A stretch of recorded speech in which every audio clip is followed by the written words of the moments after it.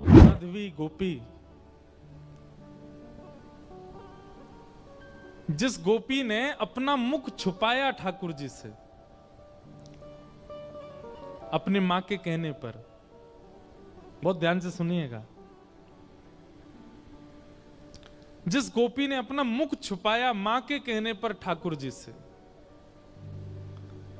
जब उसने ठाकुर जी को देखा तब उसके मन में आया कि अरे मां, विश्व की मां तो बालकों का कल्याण करने वाला पथ दिखाती है, पर आपने मुझे कैसा मार्ग बताया?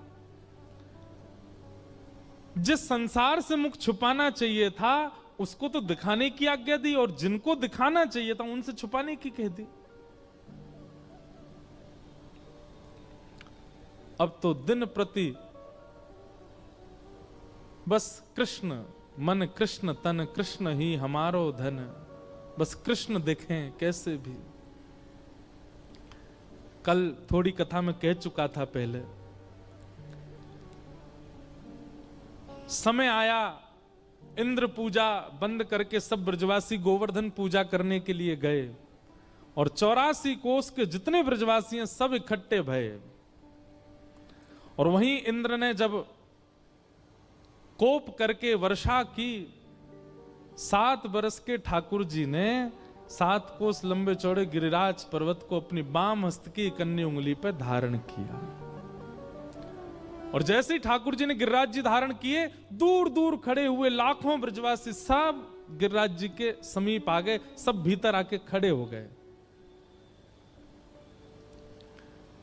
सब में आपस में चर्चा चल रही। अब गिरिराज जी 7 कोस लंबे हैं और दूर दूर वाले ने तो ठाकुर जी दिखे ही नहीं रहे हैं। सब बस ये कह रहे हैं, नंद के लाला ने गिरिराज जी उठा लिए, नंद के लाला ने पर्वत उठा लियो, नंद के लाला ने पहाड़ उठा लियो। यही चर्चा जब माधवी के कान में पड़ी तब माधवी बोली, शायद अब तो सबके बीच में ठाकुर जी अब तो दिख ही जाएंगे। क्योंकि जब जब श्याम सुंदर को देखने माधवी जाती, नेत्रों में जल आ जाता, धुंधलापन आ जाता, ठाकुर जी दिखते नहीं, क्योंकि शाप दे दिया ठाकुर जी ने।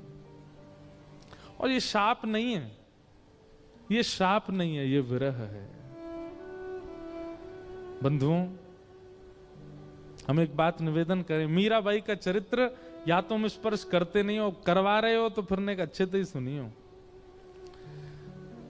इस स्थिति में ना आना पड़े इसकी प्रार्थना कीजिएगा, क्योंकि अब कलिकाल ऐसा बचा नहीं है कि आप इसको सहन कर पाओ।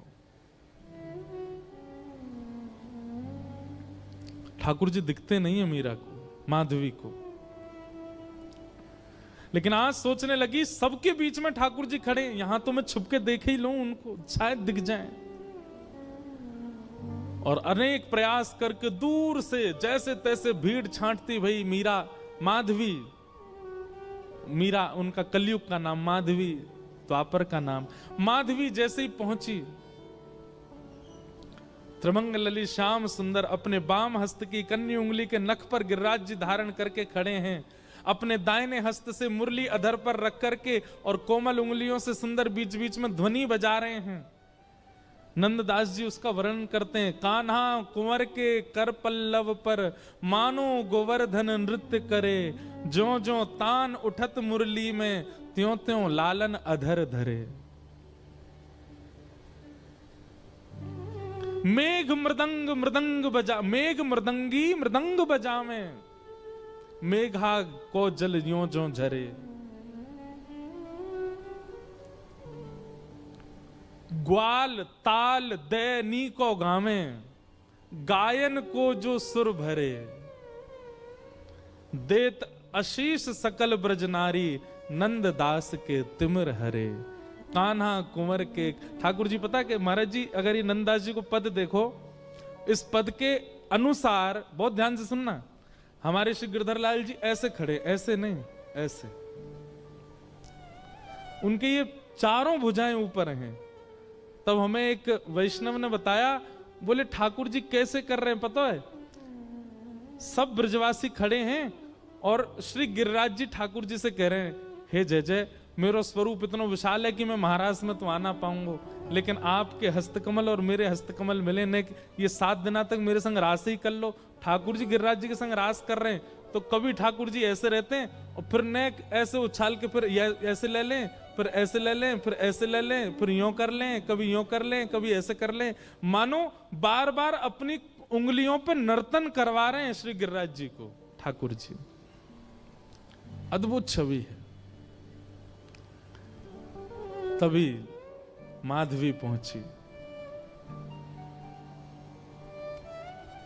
जैसे ही ठाकुर जी के समीप पहुंची है, उस स्थान पर पहुंची जहां ठाकुर जी खड़े हैं, जैसे ही नेत्र भर के ठाकुर जी को देखने का प्रयास किया, जल भर आया नेत्रों में। मानो जैसे कोई धुंध आ गई हो, खूब मीड़ रही है, अपनी आंखों को मीड़ मीड़ के लाल कर लिए हैं, लेकिन ठाकुर जी दिख नहीं रहे हैं। आज पीड़ा असहनीय हो गई माधवी की। अर्धरात्रि का समय ठाकुर जी के चरणों से लिपट गई और बोली, मैंने इतना बड़ा अपराध किया कि आप मुझे दिख ही नहीं रहे हो। हे श्याम सुंदर, अब पीड़ा मत दो, अब दिख जाइए, एक क्षण दिख जाइए, आप दिखें और मैं प्राण त्यागूं, बस मुझे और कुछ नहीं चाहिए। ठाकुर जी बोले, माधवी तेने मुझको अपना रूप नहीं दिखायो। माधवी बोली, देख लो, मैं सामने खड़ी हूं, अब देख लो मेरे नेत्र, मेरे मुखमंडल को देख लो, जैसे चाहो देख लो, पर मेरे ऊपर तो ये जो दोष है ये हटाओ, मुंह को देखन दो आपको। ठाकुर जी बोले, अब तो माधवी ये पीड़ा तुमको ने सहनी पड़ेगी, क्योंकि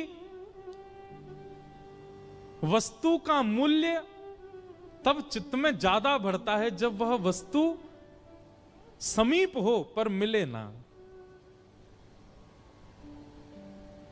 और प्रेम लक्षणा भक्ति में जितना विरह होगा, जितनी व्याकुलता होगी, जितनी तड़प होगी, उतना वह प्रेम पुलकित होगा, उतना वह प्रेम लक्षणा भक्ति का इत्र महकेगा और दूसरों को महकाएगा।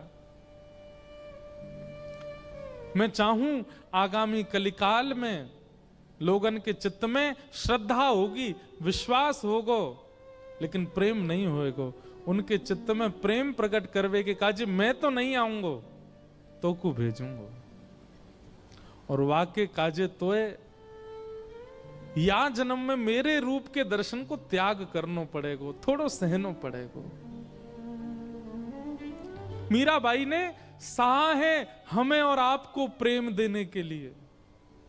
मैं और आप आज जिस प्रेम के मार्ग पर चल रहे हैं, जिस प्रेम की एक बिंदु हमारे ऊपर गिरती है, वह बिंदु के अधिकारी हम मीराबाई की वजह से बने हैं, क्योंकि उन्होंने द्वापर में दर्शन का त्याग किया है। त्याग नहीं, विरह सहा है, वो तड़पी हैं ताकि हमें प्रेम दे सके। माधवी बोली, मुझे बस अवधि बता दीजिए, कम से कम एक अवधि पता होगी तो मैं उस अवधि के सहारे रह लूंगी कि इतना समय लगेगा आपके दर्शन में। एक अवधि बता दो, 10 वर्ष, 50 वर्ष, कितने वर्ष लगेंगे? अवधि सुनकर के तो माधवी गिर पड़ी, रोने लगी। ठाकुर जी बोले, एक युग।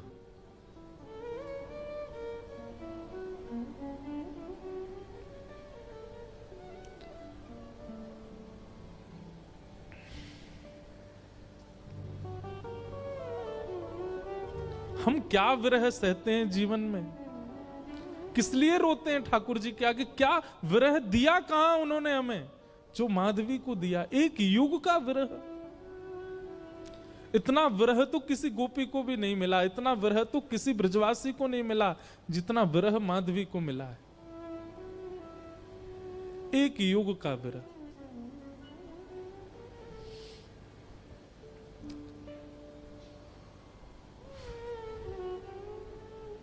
लेकिन क्या करे, प्रतीक्षा के अलावा और कुछ नहीं है जीवन में। चरणों में रोती हुई माधवी जाने लगी। और एक वैष्णव का स्वरूप नहीं है आत्म दाह करना, चाहे तो त्याग दे शरीर, लेकिन नहीं। अब कृष्ण ने कहा है कि प्रतीक्षा करो तो करनी है।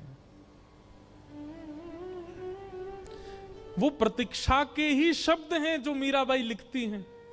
जो शब्द हमारे हृदय को विदीर्ण करके भीतर प्रवेश कर जाते हैं, वो शब्द किसी 2, 4, 10 वर्ष की प्रेमिका के नहीं है, एक युग की प्रतीक्षा करने वाली प्रेमिका के शब्द हैं।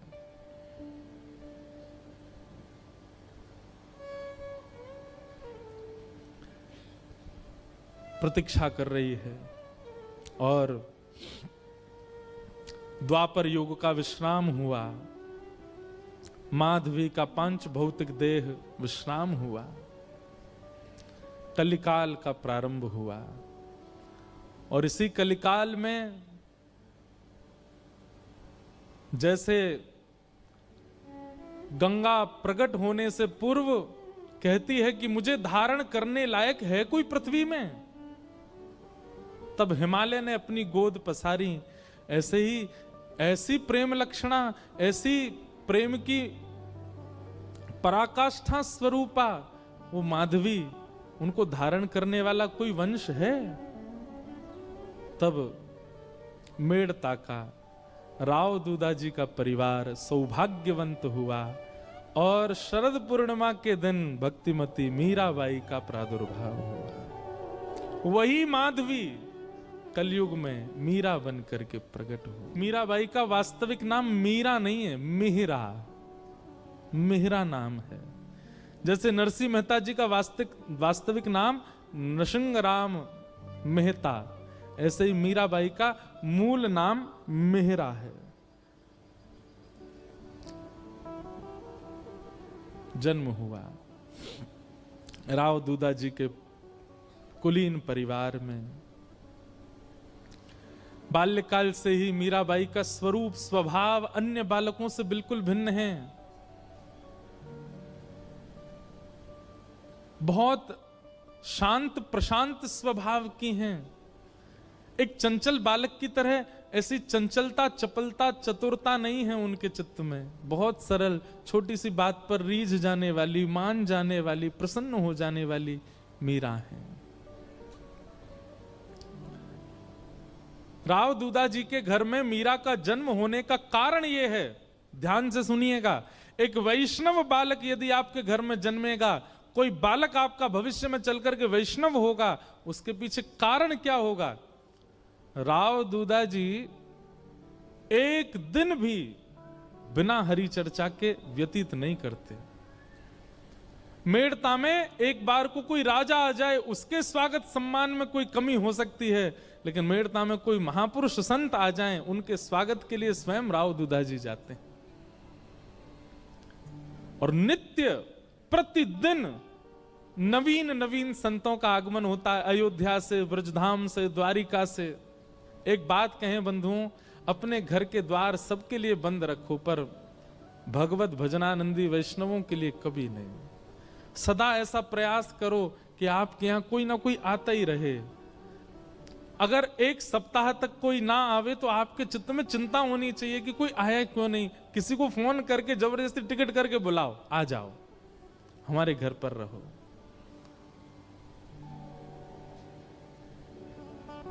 उनके भजन के जीवाणु घर में होते हैं, उसी से ही बालकों में भक्ति भाव प्रकट होता है। मीरा को ऐसे ही नहीं भेज दिया है राव दूधाजी के यहां, क्योंकि उनके यहां नित्य सत्संग होता है। वर्षों से, मीरा के जन्म से पहले से ही नियम है सत्संग का। धीरे धीरे मीराबाई बड़ी होने लगी, कथाएं सुनती हैं। जोशी जी कथा सुनाने के लिए आते हैं, मीराबाई सुनकर के प्रसन्न हो जाती हैं। प्रश्न पूछती हैं, ऐसे ऐसे प्रश्न पूछती हैं कि जोशी जी ही स्तब्ध हो जाते हैं। मीराबाई का स्वभाव ऐसा बताया गया कि कोई पूछता कि आप कौन हो, तो मीराबाई अपना परिचय ऐसा नहीं देती कि मेड़ता नरेश महाराज राव दूधाजी की मैं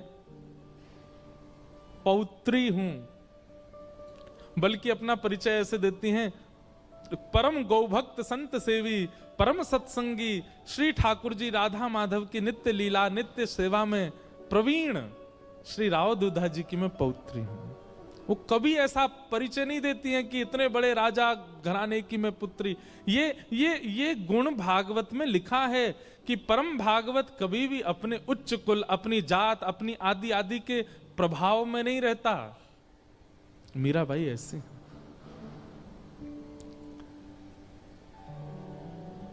भक्ति के लक्षण तो बचपन से ही हैं। बस कोई बीज में जल देने वाला मिल जाए जिससे उसको राह मिले वृक्ष बनने की। एक दिन ढोल नगाड़े ताशे बज रहे थे। मीरा दौड़ी दौड़ी अपनी मां के पास गई। मां, ये क्या हो रहा है? कौन सा उत्सव मन रहा है? तो मां ने कहा, मीरा, ये बारात जा रही है, एक लाली का ब्याह हो रहा है, उसका पति जा रहा है अपने परिवार के साथ नाचता गाता हुआ, ब्याह करके उसको अपने घर ले जाएगा। मीरा कहती है, ऐसे दुल्हा सबके लिए आते हैं? बोले हां, सब कन्या का ब्याह होता, सबके दुल्हा आते हैं। अच्छा, तो मां मेरा भी ब्याह होगा? हां, तेरा भी ब्याह होगा। जैसे तेरे बापू सा हैं, ऐसे ही तू भी ब्याह करेगी और फिर तेरे बालक भी उनको बापू बोलेंगे और तू उनकी मां होगी, तेरा भी ब्याह होगा। मीरा सोच में है और कहती है, मेरे बींद कौन होंगे फिर? मेरा ब्याह किससे होगा? कौन होंगे मेरे बींद? छोटी सी कन्या ऐसे सवाल पूछे तो मां तो उसको मजाक में ले लेती है। अरे मीरा, ये कोई समय है, अभी थोड़ी बड़ी तो हो जा। कभी और कार्य में लगते हैं, कभी और मीरा की तो वो चिंता का विषय हो गया कि मेरे बींद हैं कौन और वो कब आएंगे मुझे लेने। बार बार बस यही पूछती है, मेरा किससे ब्याह होगा, मेरा किससे ब्याह होगा, मेरे बींद कौन है। एक दिन हार के मां ने मीरा को गोद में लिया, पूरे दिन चिल्लाती रहती है, ये तेरे बैठे कमरे में मुरली हाथ में लिए, त्रिभंग लली, ये जो स्वरूप है, ये गिरधर, यही है तेरे बींद।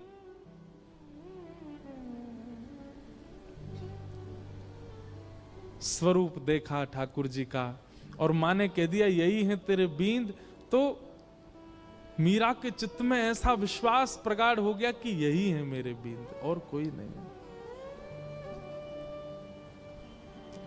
अब तो मीरा की स्थिति ऐसी हो गई, वो कक्ष में जब जाती है तो ठाकुर जी की ओर भी बहुत झुकी हुई नजरों से देखती है। ज्यादा मतलब व्यवहार ऐसा करने लगी कि मानो सच में ही ये उसके बींद हैं।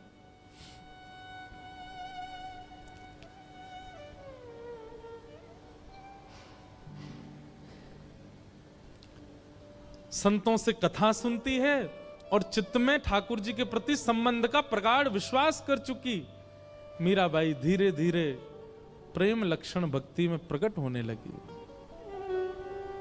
एक दिन एक संत का आगमन हुआ और वे अपने प्रवचन के समय अपने बगल में ही अपने गिरधर गोपाल को विराजमान करके प्रवचन कर रहे थे और छोटी सी मीरा, उनको एक ही चीज की प्रतीक्षा होती थी पूरे दिन की, मां मुझे सत्संग में लेके कब जाएगी।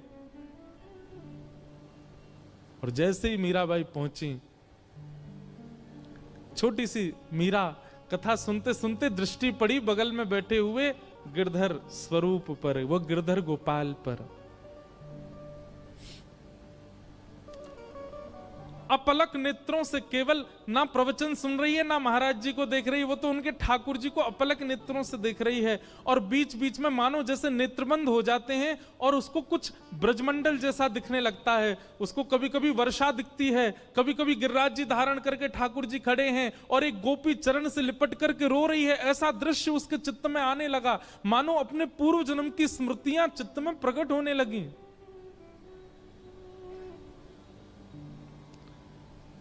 ठाकुर जी ने माधवी से कहा था, एक संत के माध्यम से मैं तेरे पास आऊंगा और मेरी खूब सेवा करना।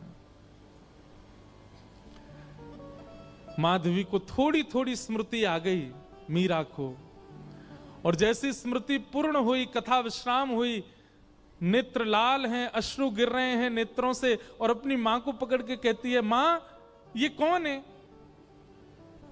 मां कहती है, ये महात्मा है, कथा सुना रहे हैं, साधु जी हैं। नहीं, ये नहीं, इनके बगल में जो बैठे हैं वो कौन है?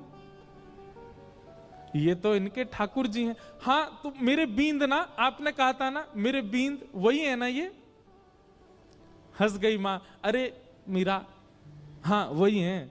तो मेरे बींद आ तो गए मां, अब मेरा ब्याह करा दो। अरे अभी तेरी उम्र नहीं है मीरा, तो मैं बड़ी हो जाऊं तब करा देना, पर तब तक मेरे बींद को घर में ही रख लो, मैं इनको पास में रख लूं अपने। बालपन की वो बातें सबको नहीं भाती हैं। प्रणाम करने के लिए मंच पर जब गई, मीरा के नेत्र सजल। महाराज जी ने पूछ लिया, अरे बिटिया क्यों रोती है? मीरा कहती है, ये मेरे हैं, ये आपके साथ आए हैं, इन्होंने मुझे वचन दिया था ये एक साधु के साथ आएंगे, ये मेरे हैं, आप इनको मुझे दे दीजिए।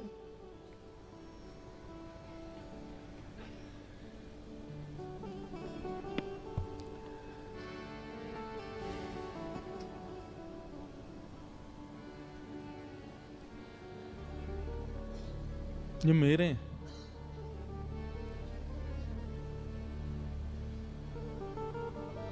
कोई अपने ठाकुर कैसे दे सकता है किसी को? और वो भी पूजा के ठाकुर जी हो तो दिए भी जाएं, लेकिन जिनसे स्नेह प्रेम के लाड़ के ठाकुर जी, वो किसको कैसे मिल जाएंगे? पहले तो छोटी बालिका समझ करके महात्मा हंस गए, लेकिन जब कहने लगी ये तो मेरे हैं, जिद करने लगी, तो महात्मा भी प्रेमी थे, व्याकुल हो गए, अपने ठाकुर जी को हृदय से लगा के तुरंत चले गए वहां से। मीराबाई कहने लगी, संत बुरे नहीं है, माता पिता बुरे नहीं है, आप ही मेरे पास आना नहीं चाहते हो। अरे और कितनी प्रतीक्षा कराओगे? मैं कब से प्रतीक्षा करती हूं, अब आ तो गए हो एक महात्मा के द्वारा, अब आ क्यों नहीं जाते मेरे पास? मां डांटती है, पिताजी डांटते हैं, सब घर के लोग समझाते हैं, पर मीरा की एक अलग जिद है। एकांत में बैठी रहती है, ना खाती है, ना पीती है, ना खेलती है, बस चिंतन करती है और रोती रहती है।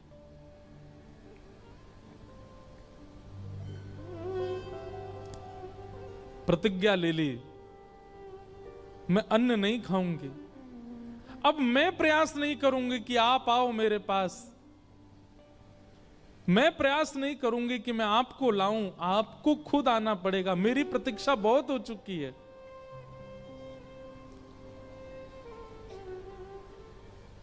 वहां महात्मा ठाकुर जी की सेवा शयन करा करके जैसे शयन में गए, ठाकुर जी उनके स्वप्न में आ गए।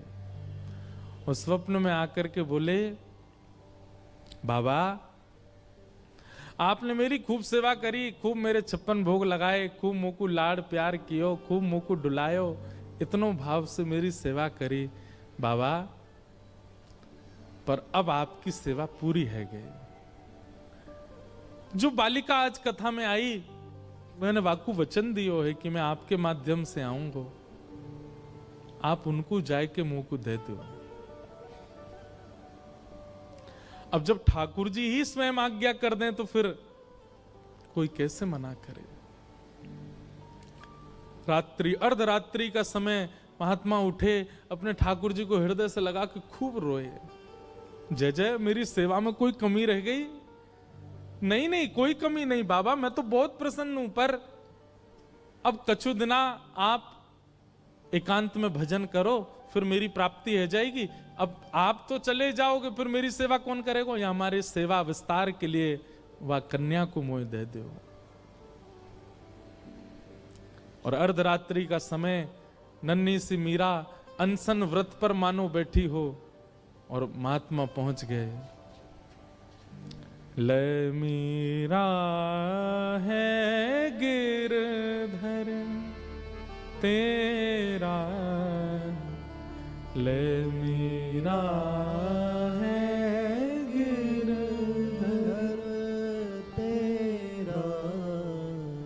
अपने ठाकुर जी को लेकर के गए।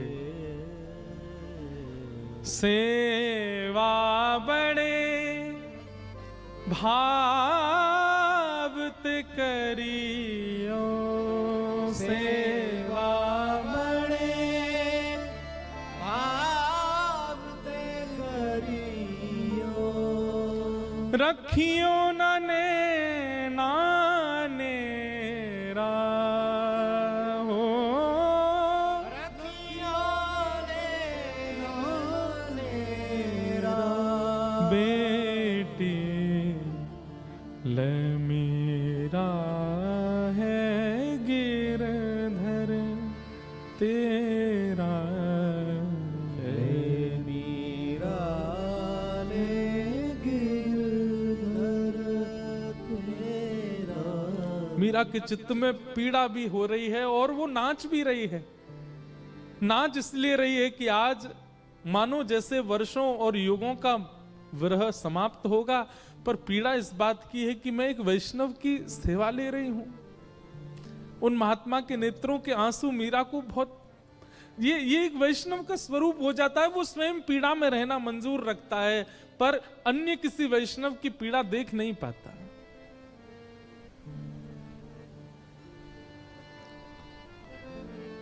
सो ही सुहागन प्रिय जाहिरी जे, सोई सुहागन प्रिय जाहिरी जय। तू सुहागन है बेटी।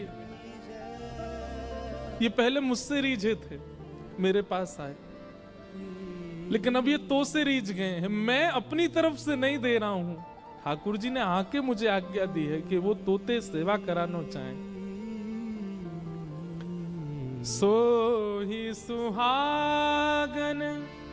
बंधुओं, इस पंक्ति को नित्य गाया कीजिए। अपने ठाकुर जी को देखते हैं जब मंदिर में विराजमान, आप कितने सौभाग्यशाली हो, ठाकुर जी आपसे सेवा करा रहे हैं। उनके प्रति पाषाण बुद्धि मत रखा कीजिए। आपका कोई तो ऐसा गुण है जिसके कारण ठाकुर जी आप चले जाते हैं बाहर, आप आ जाते हैं कथा, मैं आ जाता हूं कथा करने। हमारे ठाकुर जी कक्ष में बैठे रहेंगे, खड़े रहेंगे, जैसे सुलाओगे सो जाएंगे, जहां बैठाओगे बैठ जाएंगे, जो खिलाओगे पालेंगे। अपनी कोई इच्छा इतनी, अपने जिनको हम अपना कहते हैं पत्नी बच्चे, वे भी लड़ लेते हैं कि हमें ये चाहिए, पर हमारे ठाकुर जी को भी नहीं लड़ते। आप पीली पोशाक पहना दो राजी, आप लाल पोशाक पहना दो राजी, आप दाल चावल खिला दो राजी, आप कड़ी चावल पवा दो राजी, कुछ नहीं दूध का भोग लगा दो राजी। इसी को तो प्रेम कहते हैं, जो आपके द्वारा प्रस्तुत की गई हर वस्तु को सिर से लगा के स्वीकार करे। यही तो प्रेमी का लक्षण है। विश्व में असली प्रेमी यदि कोई है तो वो श्याम सुंदर है। आपकी हर वस्तु को सहर्ष स्वीकार करते हैं, किसी में नोक झोंक नहीं कभी भी।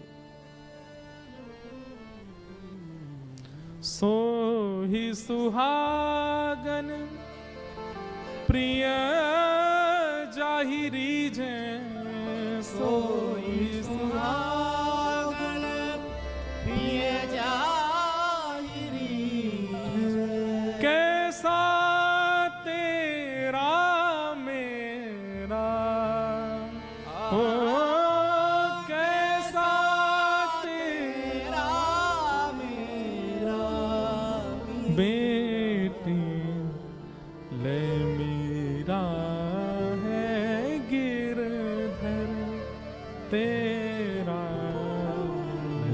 मेरा ले गिरधर तेरा। मीराबाई को ठाकुर जी दे दिए हैं।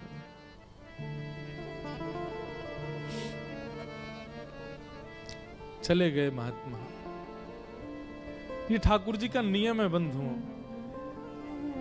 एक को संयोग देते हैं तो जिसको संयोग दे रहे हैं मानो किसी को वियोग देके आए, और जिसको संयोग दिया है वो तैयार रहे, एक दिन वियोग मिलेगा।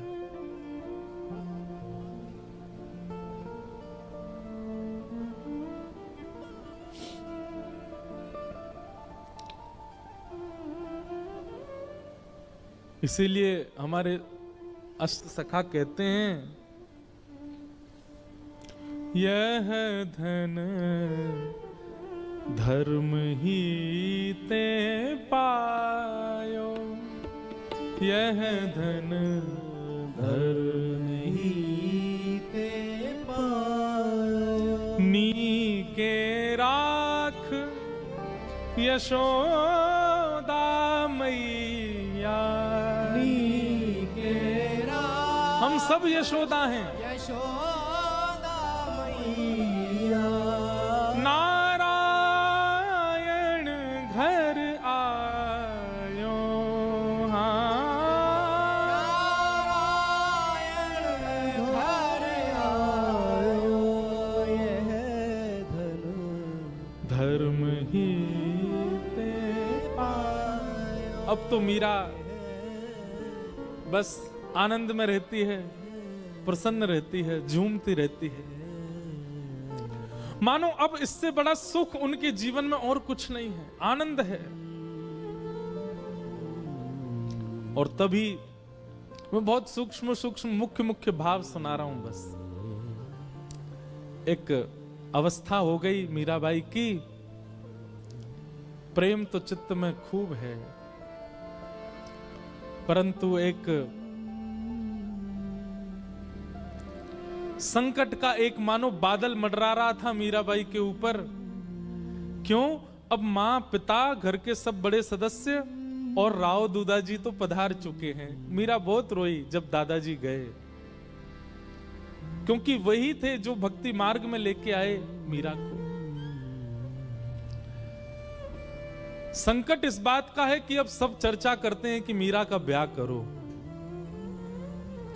एक दिन मीरा अपनी मां से लड़ने लगी, मां आप मेरा किससे ब्याह कर रही हैं? अरे मेवाड़ के राजा, मेवाड़ के राजकुमार राजा भोज, तुम जानती हो उनका पराक्रम, तुम जानती हो उनका बल, तुम जानती हो उनका ऐश्वर्य।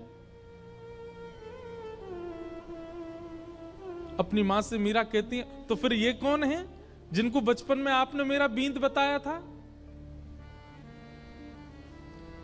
अरे बालापन की बात है, बचपन में ऐसी तू जिद कर रही थी इसलिए बोला। बोले मां आपने तो ऐसे ही बोल दिया, परंतु मैं तो चित्त में घर करके बैठी हूं कि यही मेरे बींद हैं और मेरा स्वभाव व्यवहार सब कुछ वैसा ही है। आप अपनी बात से कैसे मुकर सकती हैं मां? चुपचाप तैयार हो जा, तुझे देखने वाले आ रहे हैं। कौन समझे विरह वेदना। मीराबाई बैठी है अपने ठाकुर के सामने, मंदिर में ही बैठी है, कुछ विशेष श्रृंगार नहीं किया है। तभी भोजराज और पूरा परिवार सब आए।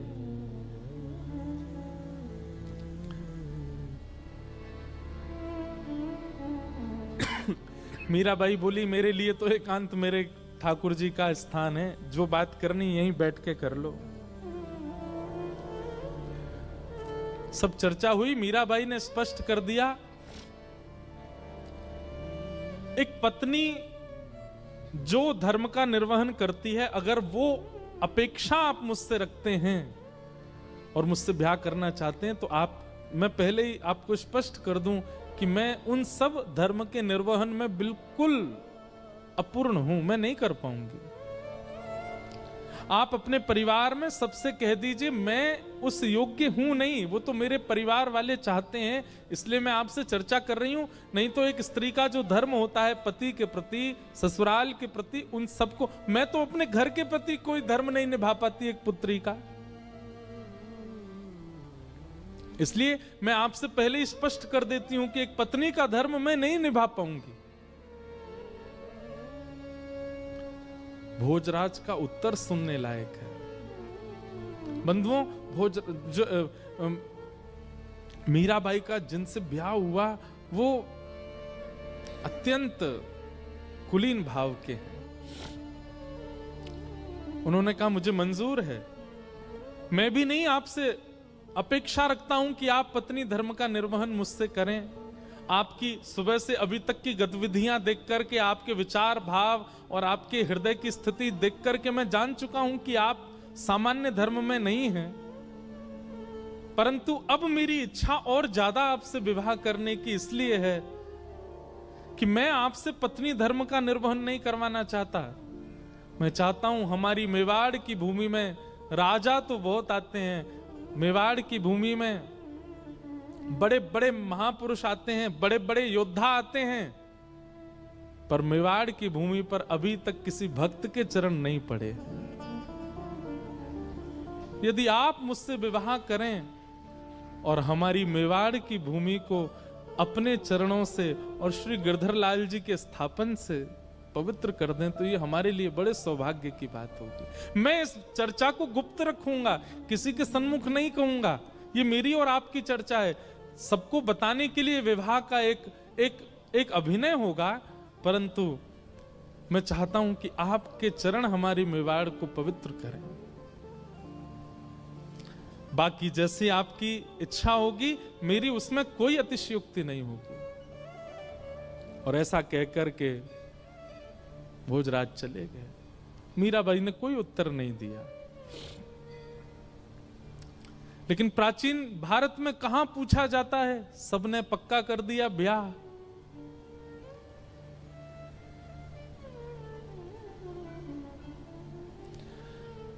मीराबाई एक संत से जाके कहती है कि कभी अगर हृदय में बहुत वेदना होती हो और अपने प्रियतम को बतानी हो तो उसके लिए कोई उपाय है?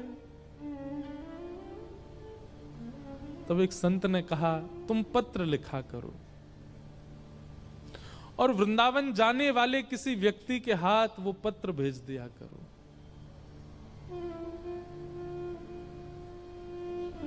बहुत प्यारा पद है मीराबाई का। मीराबाई आज पत्र लिखने के लिए बैठी है और पूरे कक्ष में केवल खाली पत्र पड़े हैं, लिख नहीं पा रही है। बार बार एक एक पन्ना फाड़ती है, फिर कुछ लिखती है और लिख करके फिर उसको फेंक देती, फिर दोबारा लिखती है, फिर फेंक देती, फिर लिखती है। किसी ने आकर के कहा, मीरा ये क्या करती है तू? इतने पत्र पड़े, ये सब क्या है?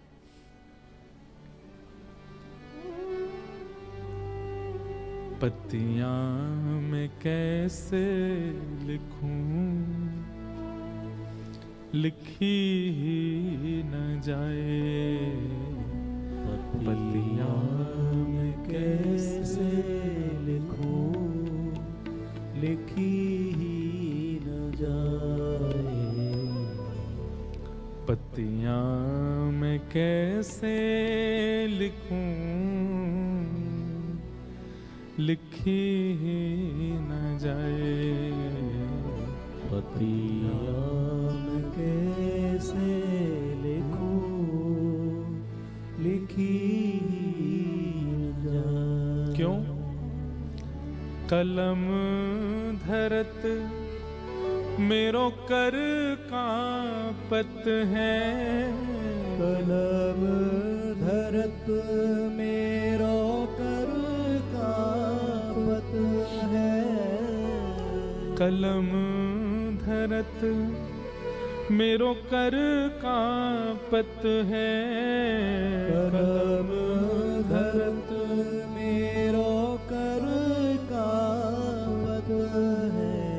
मीराबाई कहती है, मैं लिखने के लिए बैठती हूं, पहले तो शब्द याद नहीं आते और जैसे तैसे अपनी स्थिति। बंधुओं, एक बात याद रखिएगा, विरह की स्थिति शब्द बयां नहीं कर सकते।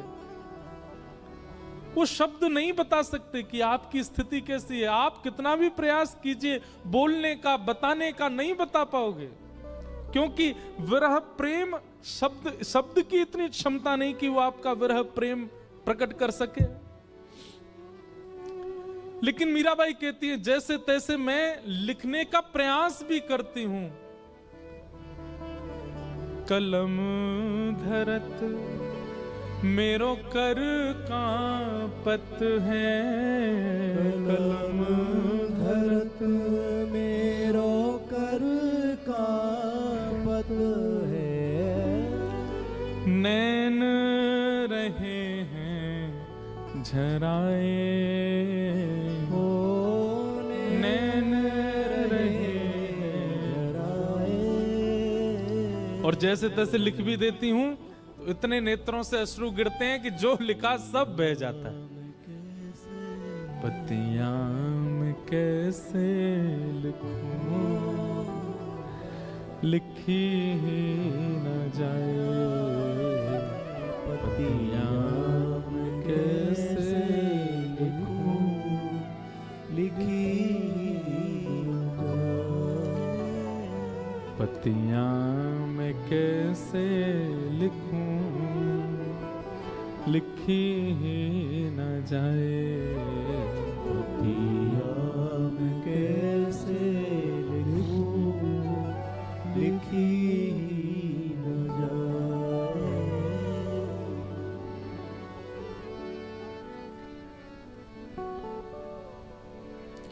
मीराबाई बस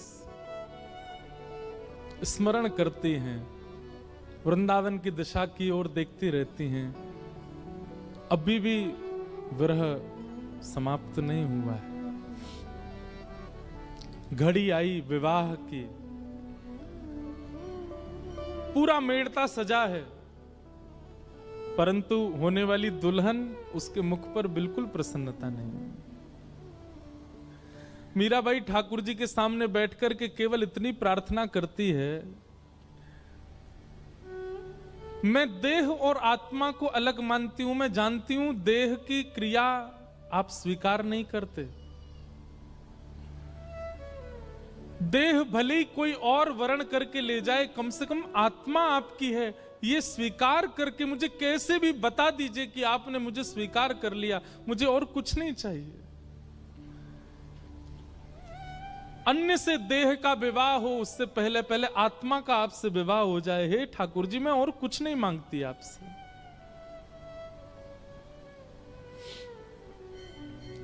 रात्रि में मीरा रोते रोते सोई हैं और तभी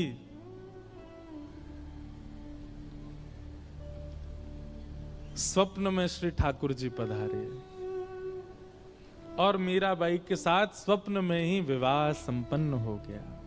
ठाकुर जी ने विवाह किया। प्रातः काल का समय, पूरे घर में शादी की तैयारियां चल रही हैं। मां दौड़ी दौड़ी मीराबाई के कक्ष में गई, अभी तक मीरा उठी नहीं है। जैसे ही भवन में प्रवेश करके भीतर देखा, एक नवीन शादी का जोड़ा पहने हैं, हाथों में मेहंदी रची हुई है, मांग में सिंदूर भरा है, गले में सुंदर ऐसा अद्भुत मंगलसूत्र पहन रखा है, यहां तक केवल चूड़ियों से अलंकृत हाथ हैं। अद्भुत श्रृंगार और प्रसन्न मुद्रा में मीरा सोई है। मीराबाई के विवाह के लिए जो पोशाक मंगाई गई है वो तो दूर रखी है, ये एक नवीन पोशाक, और ऐसी पोशाक की मेड़ताओं ने भी कभी नहीं देखी होगी। मां ने तुरंत मीराबाई को उठाया, उठा करके पूछा, मीरा जल्दी उठ, ये सब क्या करके बैठी है? तेरे मांग में सिंदूर, गले में मंगलसूत्र, हाथ रचे हुए, ये इतने सुंदर तूने जोड़ा, ये क्या करके आई है? कहां से लेके आई है सब?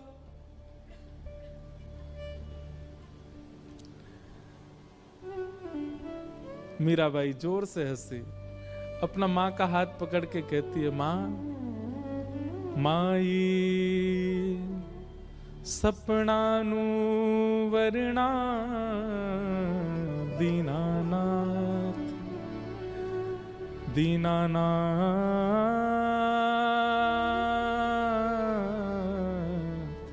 दीनानाथ। माई, कल मेरा ब्याह हो गया। किससे ब्याह हुआ? बोले मेरे गिरधर लाल। मां, मैं आपको कैसे वर्णन करूं? आप जो व्यवस्थाएं कर रहे हैं ना, ये सब फीकी हैं उस व्यवस्था के आगे। ऐसा सुंदर, ऐसे सुंदर पुष्प लगे थे, ऐसे सुंदर दावत बनी थी, ऐसे सुंदर सुंदर घोड़े, हाथी सब आए थे। क्या बात बनाती है? कब हुआ तेरा ब्याह, किसने देखा तेरा ब्याह? मीरा कहती है एक ने देखा हो, दो ने देखा हो तो कहूं 56 कोटा जना पधारया, दुल्हो श्री ब्रजनाथ, दुल्हो श्री ब्रजनाथ। मां 56 करोड़ बराती आए थे, सब देवी देवता, ब्रह्मा, शिव, रुद्र, सनकादि सब आए थे मेरे ब्याह में। और इन सब बरातियों के बीच एक सुंदर से हाथी पर सहरा बांधे, अद्भुत पोशाक पहने, मधुर मुस्कान, कटाक्ष नेत्र, मधुर घुंघराले केश, हाथ में मुरली लिए मेरे दुल्हा बनकर के साक्षात ब्रजनाथ श्री कृष्ण आए थे। दुल्हो श्री ब्रजनाथ। बहुत सुंदर वर्णन है। मीराबाई अपने स्वप्न के विवाह का वर्णन कर रही है अपने मां के आगे। किसने हमारा कन्यादान किया, हमारे फेरे कैसे पड़े, उन्होंने मेरे गले में कैसे मंगलसूत्र पहनाया, दावत कैसे हुई, एक एक चीज का वर्णन कर रही है मीरा। और मां इधर से उधर जा रही है, सिर पीट रही है, रो रही है। ये क्या बातें कर रही है मीरा तू? लेकिन कौन समझे मीरा को? मीराबाई हंसने लगी और कहने लगी मां मेरा ब्याह हो गया। मां तुरंत भीतर गई, घड़े में जल भर के लाई और ला करके मीरा के मांग का सिंदूर पोंछने लगी। मीरा कहती हैं अब चाहे जो कर लो मां, ये देह चाहे जिसको दे दो, पर आत्मा को तो स्वीकार कर लिया है श्याम सुंदर ने। अब मैं राजी राजी चली जाऊंगी जहां भेजोगी, मुझे अब परवाह नहीं, मैं जिनकी हूं उन्होंने मुझे स्वीकार कर लिया है।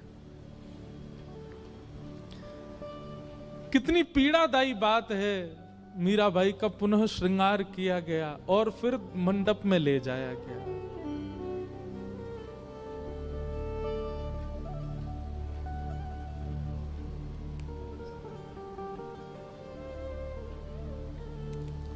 रो तो रही हैं लेकिन किसको समझाएं, कोई समझ नहीं रहा है। और फिर विवाह हुआ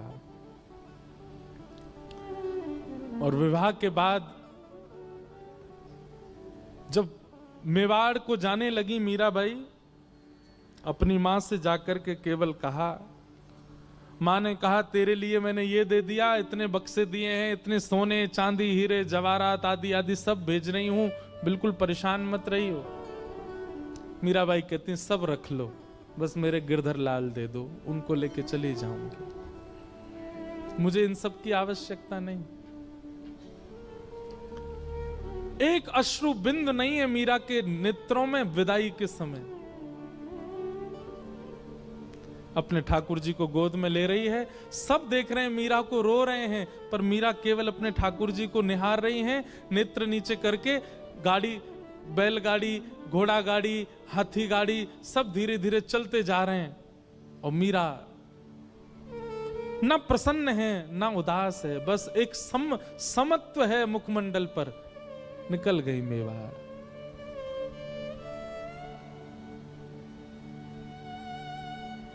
मीरा का प्रेम कौन कह सकता है? इस तुच्छ मुख से कितना कहें उनका प्रेम। केवल त्याग है पूरे जीवन में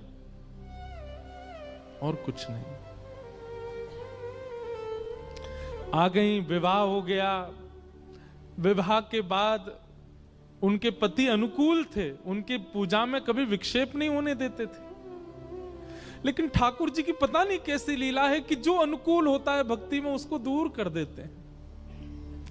और एक दिन आगरा के युद्ध में पूरे परिवार में केवल मीरा का संग देने वाले उनके पति, उनको इतने बाण लगे कि वे मरणासन अवस्था में आ गए। मरणासन अवस्था में जब लाया गया, वैद्य ने लेप करके उनको जब कक्ष में लिटाया, मीरा दूर खड़ी खड़ी देख रही है और एक मित्र के भांति दोनों चर्चा करते हैं, लेकिन भोजराज मीरा के प्रति गुरु का भाव रखते हैं। भोजराज कहते हैं, मैंने आपका स्पर्श कन्यादान के समय किया था, आपके हस्त कमल का, परंतु अब मुझे लगता है मेरा अंत समीप है, उससे पूर्व में एक बार आपका स्पर्श करना चाहता हूं। मीराबाई कुछ नहीं बोली। तो भोजराज कहते हैं, मैं एक बार केवल आपके श्री चरणों का स्पर्श करना चाहता हूं।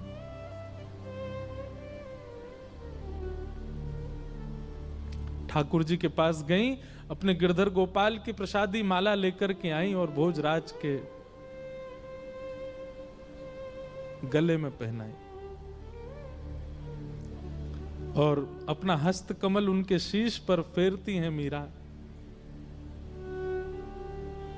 ऐसा कहते हैं, मैंने पढ़ा है कि वैसे तो मीरा श्रृंगार करती नहीं थी, पर जिस दिन भोजराज जी की ये स्थिति थी, उस दिन कोई उत्सव मीराबाई ने किया था और उस दिन 16 श्रृंगार किए थे मीराबाई ने।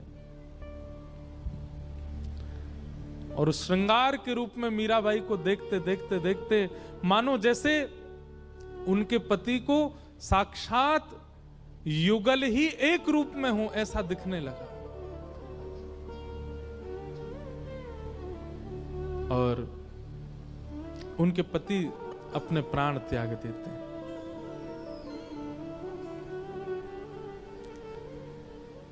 अब पूरे मेवाड़ में एक भी व्यक्ति मीराबाई के पक्ष का नहीं है। ऐसा सुनने में आता, उनके ससुर जी भी पक्ष में थे, वे भी चले गए और कोई पक्ष का नहीं है, सब विपक्षी हैं। खूब यातनाएं देते हैं, प्रताड़ना करते हैं, उपहास करते हैं, पर मीराबाई को इससे कोई फर्क नहीं पड़ता।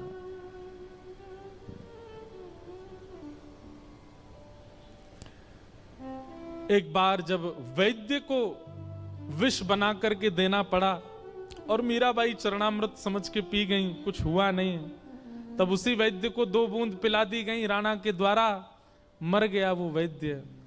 तब मीराबाई के चित्त को क्षोभ हुआ कि मुझ तक पीड़ा रहे मैं सह लूं, पर मेरे अलावा किसी और को मिले ये मैं सहन नहीं कर सकती। गोस्वामी तुलसीदास जी को पत्र लिख करके मीराबाई ने अब पूछा क्या करूं। तब गोस्वामी जी ने आज्ञा की कि अब ऐसों का त्याग करो जो हरि विमुख है। और मीराबाई मेवाड़ से अभी वृंदावन नहीं गई, मेड़ता गई, और फिर मेड़ता से वृंदावन मीराबाई बहुत विलंब से गए, क्योंकि वृंदावन उनके रोम रोम में बसता है, वृंदावन उनके हृदय में बसता है, वृंदावन उनके चित्त में बसता है। आगे लीला में मीराबाई वृंदावन गई और फिर वृंदावन में कैसे उनको निकुंज का, रास का दर्शन हुआ, वो सब लीला हम सुनेंगे। आइए मीराबाई के इस सुंदर भाव को यहीं विश्राम देते हैं और फिर आगे का प्रसंग हम सुनेंगे। गिरधर जन्म मरण रासा थे, गिरधर जन्म मरण रासा थे, गिरधर जन्म मरण रासा थे। मीराबाई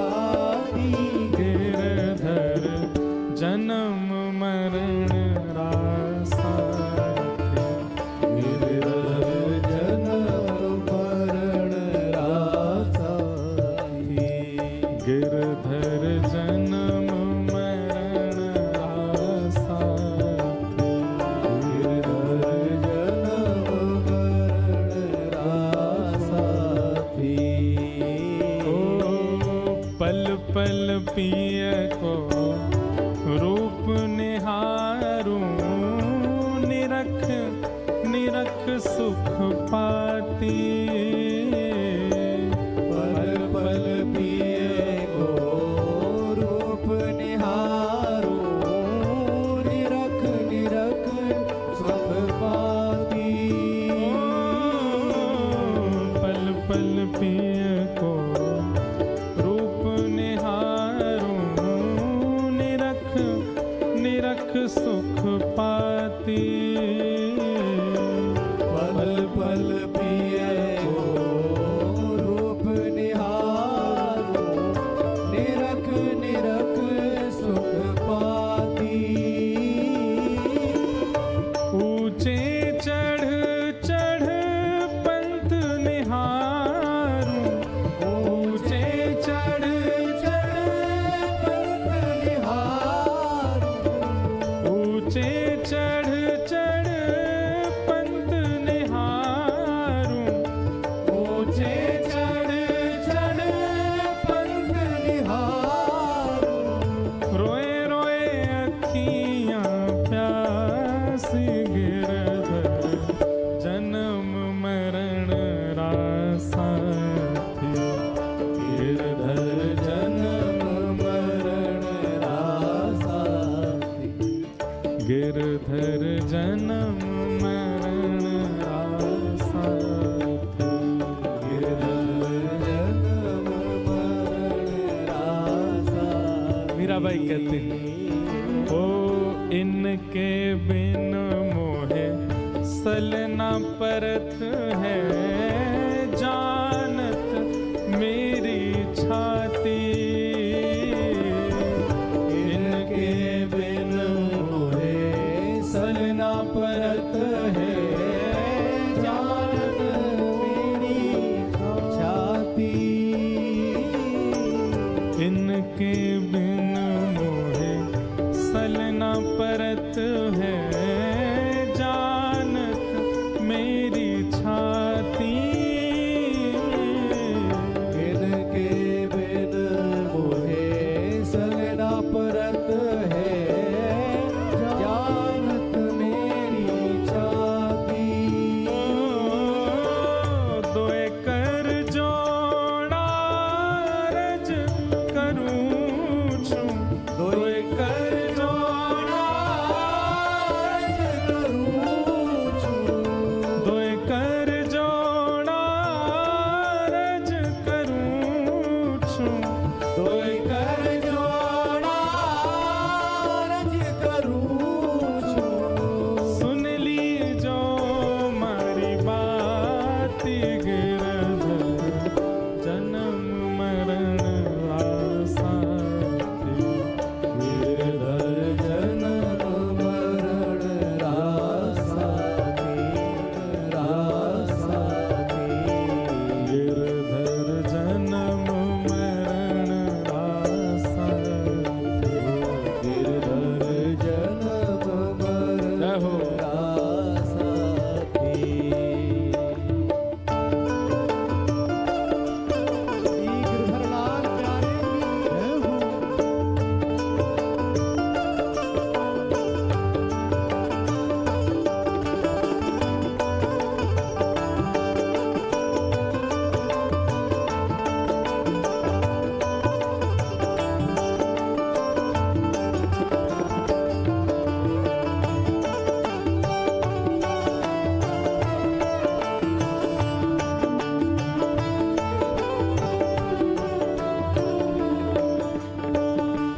ओ यह संसार सकल जग झूठा, झूठा कुल रानाता। ये संसार सकल जग झूठा, झूठा कुल रान्याता। यह संसार सकल जग झूठा, झूठा कुल रानाता। ये संसार सकल जग झूठा,